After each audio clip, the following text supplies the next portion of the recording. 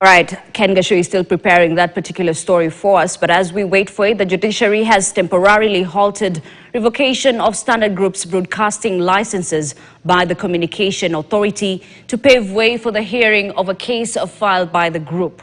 In her orders dated 16th April 2025, Rosemary Courier, the chairperson of Communications and Multimedia Appeals Tribunal, has among other orders issued a stay on the implementation of the decision by Communication Authority to revoke the company's broadcasting licenses ahead of the hearing of the case on May 2nd. Dalmas Sakali has more details. In a blatant attempt to gag Standard Group PLC for its farm reporting, the Communications Authority of Kenya issued a notice threatening to revoke all the broadcasting licenses legally issued to the company.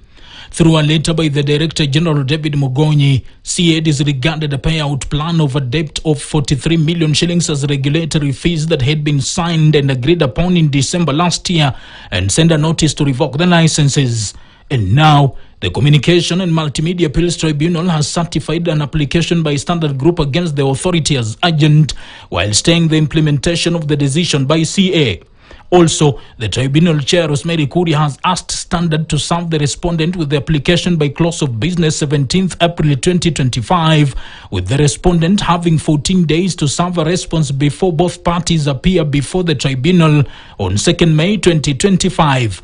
Standard Group's chief executive editor Chacha Mwita has maintained that the government is using the debt issue to muzzle the company, which of late has been exposing the ills in the Kenya Kwanza administration, which ironically owes the media company 1.2 billion shillings accrued from advertisements. Anything outside of that smacks of ill will and malice, and we have no option but to fight it.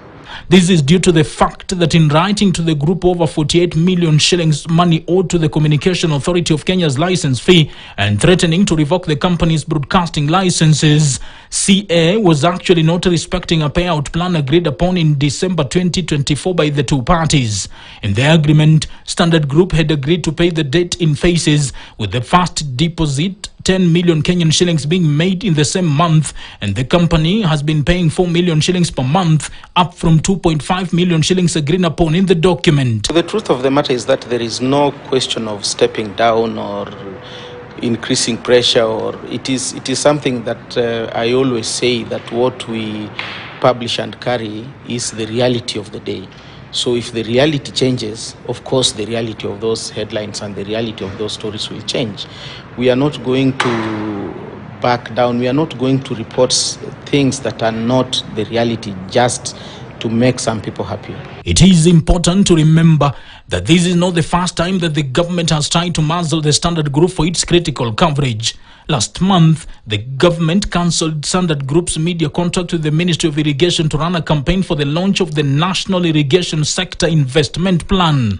Sakali, Dalmas, KTN. Well, let's circle back to that story prepared by Ken